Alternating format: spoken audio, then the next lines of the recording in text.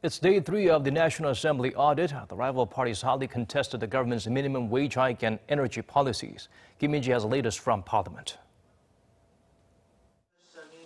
A heated issue at the audit of the SME ministry on Friday was the government's income-led growth policies, especially the minimum wage hike. The opposition parties claim the small business owners have been forced to shut down or cut the number of their part-time workers because of the additional costs.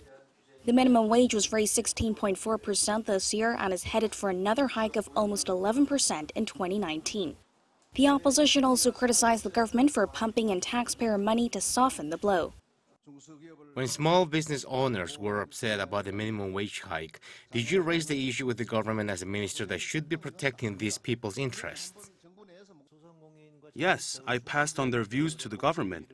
The government's stance is that we provide support measures at the same time that we raise the minimum wage. We believe these two approaches taken simultaneously are more effective in boosting people's livelihoods than scrapping both. The ruling party acknowledged that while there have been unintended consequences, structural issues are to blame, arguing that what's needed is a change in economic paradigm, even if there are negative effects along the way.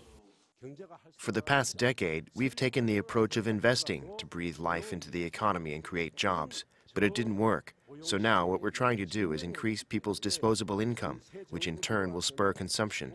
There have been hiccups, so we're using fiscal means to overcome it. You're right. The approach taken in the past has led to low growth and polarization, and now to take care of this problem, we're using income growth policies. At the Science Committee audit, under the microscope was the government's drive for nuclear-free energy.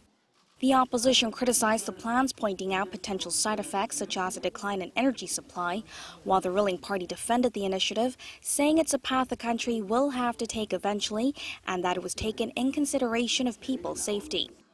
During the audit of the Joint Chiefs of Staff, rival parties clashed over whether North Korea acknowledges the northern limit line a de facto maritime border. The conservative opposition said that the North does not recognize it since it was drawn unilaterally by the UN command, while the JCS and the ruling party said that because the two Koreas have agreed to transform the area into a maritime peace zone, it means that it does acknowledge it. It's been a critical issue as a number of clashes have occurred near the border. Kim Min-ji, Arirang News.